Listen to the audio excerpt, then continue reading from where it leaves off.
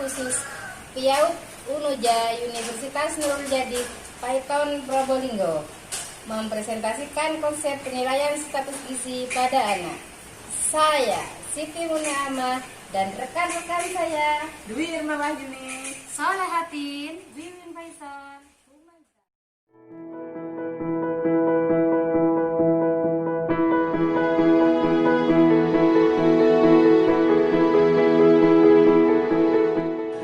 Ada beberapa pengertian status gizi, diantaranya menurut Al-Masir, yaitu keadaan tubuh sebagai akibat konsumsi makanan dan penggunaan zat-zat gizi dalam tubuh.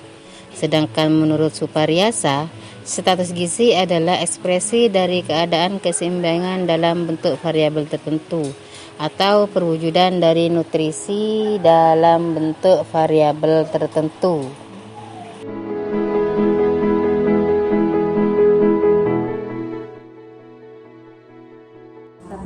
Secara umum, penilaian status gizi dapat dikelompokkan menjadi dua, yaitu penilaian status gizi langsung dan status gizi tidak langsung.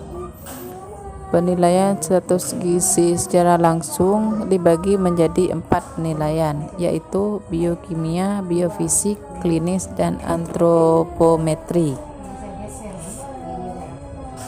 Untuk yang pertama, penilaian status gizi secara biokimia ialah pemeriksaan spesimen yang diuji secara laboratoris yang dilakukan pada berbagai macam jaringan tubuh. Jaringan tubuh yang digunakan antara lain darah, urin, tinja, dan juga beberapa jaringan tubuh seperti hati dan otot. Yang kedua, penilaian status gizi secara klinis, yaitu metode yang sangat penting untuk menilai status gizi masyarakat. Metode ini didasarkan atas perubahan-perubahan yang terjadi yang dihubungkan dengan ketidakcukupan zat gizi. Yang ketiga, penilaian status gizi secara biofisik, yaitu metode penentuan status gizi dengan melihat kemampuan fungsi, khususnya jaringan, dan melihat perubahan struktur dari jaringan. Yang keempat, penilaian status gizi secara antropometri. Antropometri berasal dari kata anthropos, yaitu tubuh, dan metros itu ukuran. Secara umum, antropometri diartikan sebagai ukuran tubuh manusia.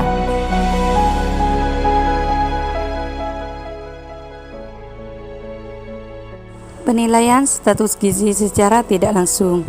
Penilaian status gizi secara tidak langsung dapat dibagi 3, yaitu survei konsumsi makanan, statistik vital, dan faktor ekologi. Yang pertama, statistik vital. Pengukuran status gizi dengan statistik vital adalah dengan menganalisa dari beberapa statistik kesehatan seperti angka kematian berdasarkan umur, angka kesakitan dan kematian akibat penyebab tertentu, dan data lainnya yang berhubungan dengan gizi. Yang kedua, faktor ekologi. Penggunaan faktor ekologi dipandang sangat penting untuk mengetahui penyebab malnutrisi di suatu masyarakat sebagai dasar untuk program intervensi gizi. Suparyasa 2012. Survei konsumsi makanan. Survei konsumsi makanan adalah metode penentuan status gizi secara tidak langsung dengan melihat jumlah dan jenis zat gizi yang dikonsumsi.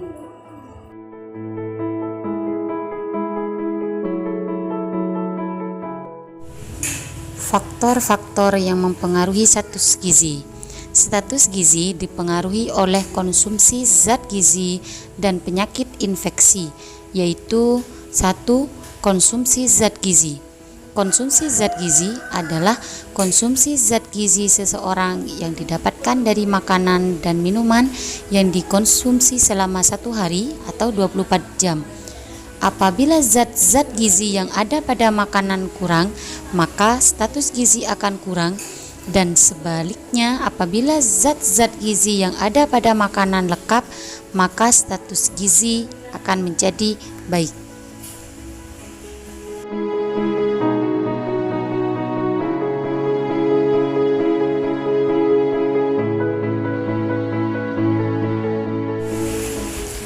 2. Infeksi. Antara status gizi dan infeksi terdapat interaksi. Infeksi dapat menimbulkan gizi kurang melalui berbagai mekanismenya. Akibat adanya infeksi dapat menyebabkan menurunnya nafsu makan. Jika hal ini terjadi, maka zat gizi yang masuk ke dalam tubuh juga berkurang dan akan mempengaruhi keadaan gizi. Jika keadaan gizi menjadi buruk, maka reaksi kekebalan tubuh akan menurun sehingga kemampuan tubuh mempertahankan diri terhadap infeksi menjadi menurun.